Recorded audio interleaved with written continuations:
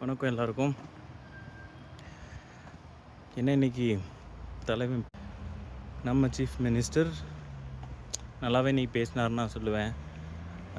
என்ன நம்மளால தான் அங்கே வந்து பார்க்க முடியல, எதையும் கேட்க முடியலன்ற ஒரு அர்த்தம் இங்கே உட்காண்ட்ருக்கோம். பட் இருந்தாலும் என்ன சொல்கிறது, இதில் ஒரு விஷயம் மட்டும் எல்லாருமே புரிஞ்சுக்கணுங்க. நான் காலையில் நான் அதை பேசி வீடியோ போட்டிருப்பேன்.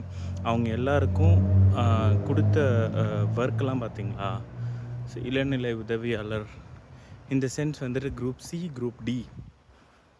ஸோ இதை வச்சுட்டு ஒரு பாலிட்டிக்ஸ் ப்ளே பண்ணுறதெல்லாம் எனக்கு தெரிஞ்சு ரொம்ப அநாகரிகமான பாலிட்டிக்ஸ் நான் நினைக்கிறேன்.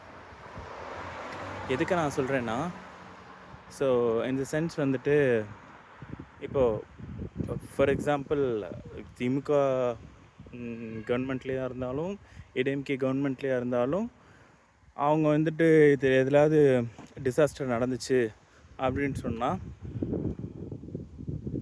அதுக்கு உடனே அவங்க வந்துட்டு கருணை அடிப்படையில் வந்துட்டு வேலை கொடுப்பாங்க. இந்த சென்ஸ் வந்துட்டு கவர்மெண்ட் அஃபிஷியல்ஸ் யாராவது இறந்தாங்கன்னா அவங்களோட பசங்களுக்கு வந்துட்டு அதே வேலையை கொடுப்பாங்க, ஓகேங்களா. ஆனால் சில பேர் வந்துட்டு இப்போ கவர்மெண்ட் பஸ்ஸில் போயிட்டு அந்த மாதிரி ஆக்சிடெண்ட் ஆகிடுச்சு அப்படின்ற கோர சம்பவத்துக்கெலாம் அதுக்கெலாம் அந்த கருணை அடிப்படையில் என்ன ஒர்க் கொடுப்பாங்கன்னா, குரூப் சி, குரூப் டியில் வந்துட்டு டிரைவரு, இந்த மாதிரி ஓஏ ஆஃபீஸ் அசிஸ்டண்ட்டு, இளநிலை உதவியாளர், டைப்பிஸ்ட்டு, இந்த மாதிரி கொடுப்பாங்க, ஓகேவா.